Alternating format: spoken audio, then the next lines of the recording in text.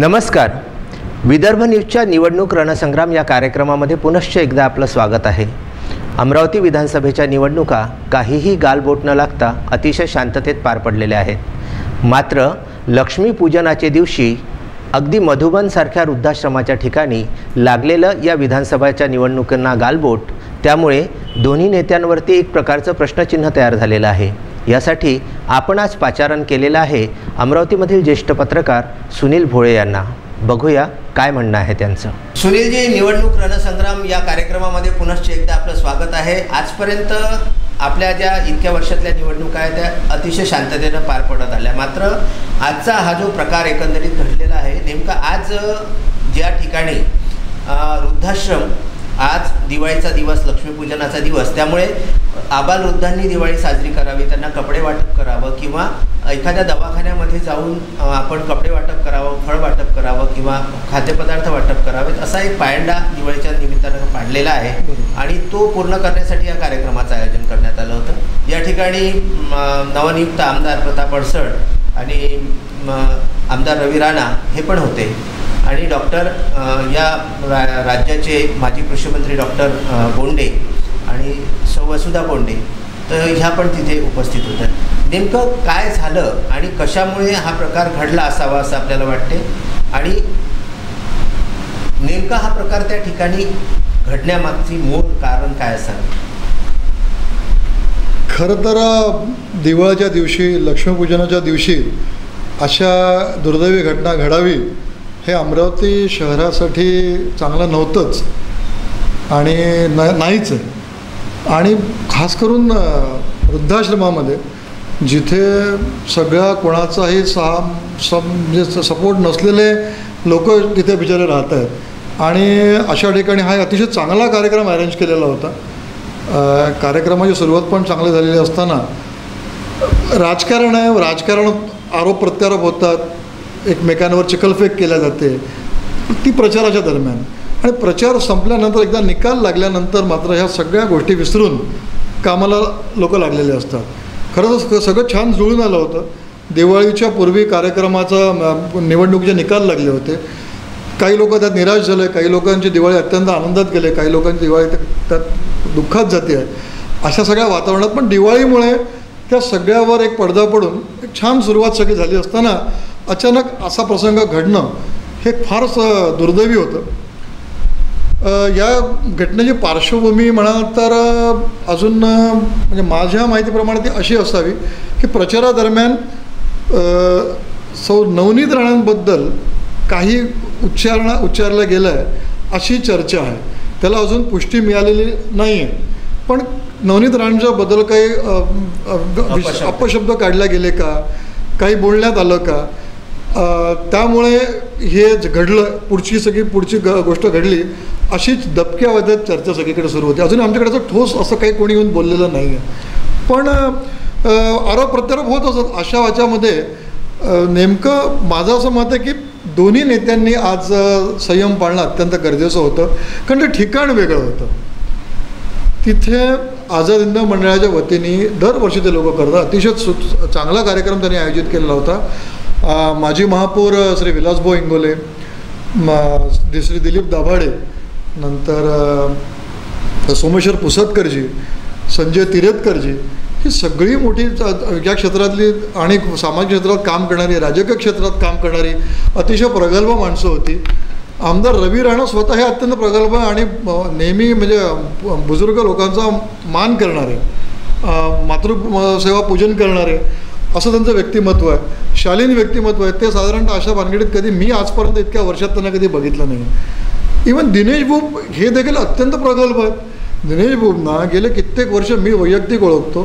त्यांच्याकडून पण मी अशा प्रकारचं असं काही होईल असं वाटलं नव्हतं. पण जे काही घडलं ते क्षणार्धात घडलं तिथे, आणि त्या दोघांचाही संयम सुटला हे मात्र गोष्ट खरी आहे. त्यातलं नेमकं खरं काय झालं, कोणामुळे झालं, काय झालं, मला असं वाटतं त्याच्या तपशिलात न जाता आपण एक आपण एक नागरिक म्हणून आणि इतर सगळ्यांसाठी हा जो आज जी घटना घडली अत्यंत दुर्दैवी आहे आणि अशा घटना घडू नयेत ह्याच्यासाठी प्रत्येकाने काळजी घेणं गरजेचं आहे. आयोजकांनी आणि आयोजकांपेक्षा आयोजकांच्या तरी चूक नाही खरं तर, कारण त्यांनी सगळ्यांना मान दिला होता. त्याहीपेक्षा मला आणखीन एक वाईट या गोष्टीचं वाटलं की प्रताप अडसडांना तिथे बोलवण्यात आलं होतं, त्यांचा पण सत्कार होणार होता आणि ते पहिल्यांदा विधानसभेत जाणार होते. त्यांच्यासमोर अशा प्रकारचं आज होणं, या अशा घटना आणि अशा घटना काय होतं की वाऱ्यासारखी प्रसिद्धी मिळायला लागतं. आमचं तर वृत्तवाहिनी म्हणून एक कामच असतं की नेमकं काय ते दाखवणं, कोणाची बाजू न घेता प्रत्यक्षात तिथे काय झालं असावं. पण अशी बातमी दाखवतानाही दुःख होतं आहे. खरं तर ही बातमी दाखवण्याचा प्रसंग आमच्यावर यायलाच नको होता असं मला वाटतं पहिल्यांदा, आणि दुर्दैवाने तो प्रसंग आला. आणि आता अपेक्षा अशी आहे या दोन्ही नेत्यांकडून, यांच्या कार्यकर्त्यांकडून, यांच्या वरिष्ठांकडून की आता या गोष्टीला आणखी न वाढवता अत्यंत शांतपणे पुढचे सगळे दिवस जावे आणि हे अमरावतीकरांसाठी अतिशय सुदृढतेचं लक्षण की किमान अशा घटना वारंवार पुन्हा घडू नयेत याची काळजी सगळ्यांनी घेणं गरजेचं आहे असं मला वाटतं. एकदम बरोबर आहे आपलं, कारण आरोप आणि प्रत्यारोपाच्या फैरी ह्या निवडणुकांच्या दरम्यान होत असतात. मात्र दोन्हीही व्यासंगी नेते आहेत, दोघांचाही प्रगल्भ अभ्यास आहे. मला एक मिनिट, मी तुम्हाला थांबवण्यामध्ये मला एक गोष्टीला विसरलो. मी हे सगळं झाल्यानंतर आणखीन एका गोष्टीचं मला एका गोष्टीचं कौतुक करावं वाटतं की हा प्रसंग घडल्यानंतर माजी कृषी मंत्री डॉक्टर अनिल बोंडे आणि यांनी रवी राणांना विनंती केली की जे झालं ते आता सोडा आणि जे वृद्ध बसले तात्काळ इतक्या वेळापासून त्यांना जे काय ते साड्या आणि धोतर वाटप होतं, मिठाई वाटप केलं, ते सगळा प्रसंग त्यांनी पार पाडला. एवढा सगळा प्रसंग घडत त्यांनी त्याबद्दल त्यांचं अत्यंत मनापासून सगळ्यांनी कौतुक करायला पाहिजे. डॉक्टर बोंडेंनी त्यांच्या वयानुसार, त्यांच्या एकंदरीत मानुसार त्यांनी हे तारतम्य दाखवलं आणि त्यांच्या आव्हानाला रवी राणांनी प्रतिसाद दिला आणि त्यामुळं काय झालं की ती जी घटना आणि त्याच्या घटनेचं जे पडसाद सगळीकडे उमरलं जे वातावरण होतं ते साधारणतः निवळायला मदत झाली आणि तो एक चांगला पॉईंट पडला की अशा प्रकारे घडून हे तर आहेच, पण घडल्यानंतर पण काय करता आलं पाहिजे. याच्यामध्ये माजी महापौर विलास इंगोल यांचं पण अतिशय महत्त्वाचं काम होतं. सोमेश्वर पुसदकरांनी केलं, दिलीप दाभाड्यांनी केलं, काही नावं आता मला लक्षात येत नाही द्यावं लागतं, पण या सगळ्या लोकांनी अतिशय शांतपणे आणि परिश्रमपूर्वक परिस्थिती हाताळली. हे सगळे आज कौतुकास पात्र आहेत यासाठी. अगदी सुनील राणा, रवी राणाचे भाऊ पण तिथे होते, त्यांनी देखील या सगळ्यांनी अतिशय शांतपणे परिस्थिती हाताळली आणि प्रकरण चिघळू दिलं नाही. याबद्दल त्यांचं मनापासून पुन्हा एकदा अभिनंदन केलं पाहिजे. खरं तर राग हा क्षणिक असतो आणि दोघांचाही जो प्रगल्भपणा आहे तो त्या रागाच्या पुढे कुठेतरी संताप आल्यामुळे तो कुठेतरी कमी पडला असावा आणि त्यामुळेच हा प्रकार एकंदरीत घडला असावा.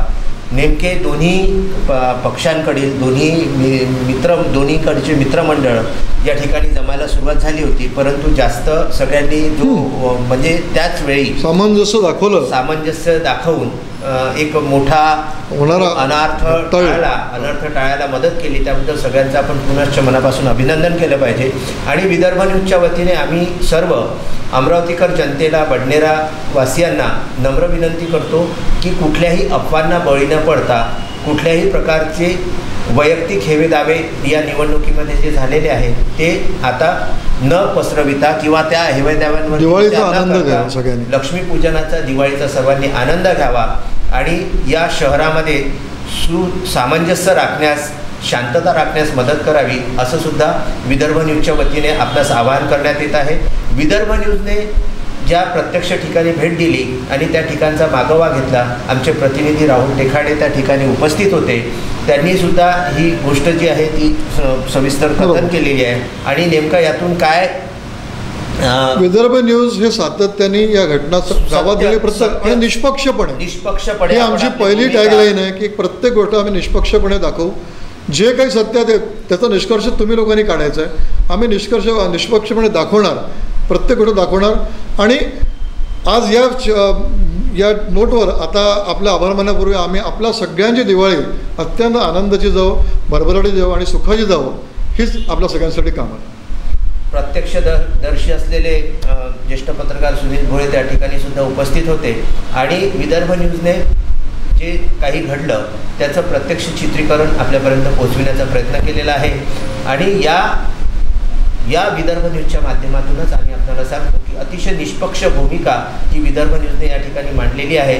सर्वांनी दिवाळीचा योग्य आनंद घ्यावा, लक्ष्मीपूजन शांततेने पार पाडावे यासाठी विदर्भ न्यूजतर्फे आपल्या सर्वांना पुनश्च विनंती करण्यात येत आहे आणि आपली दिवाळी सुख समृद्धी व भरभराटीची जावो हीच या ठिकाणी आम्ही प्रार्थना करतो आणि आपला निरोप घेतो.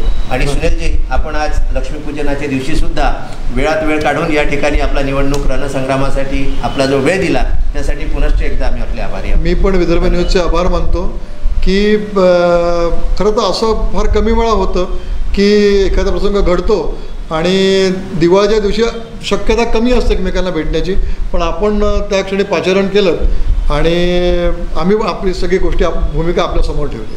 धन्यवाद.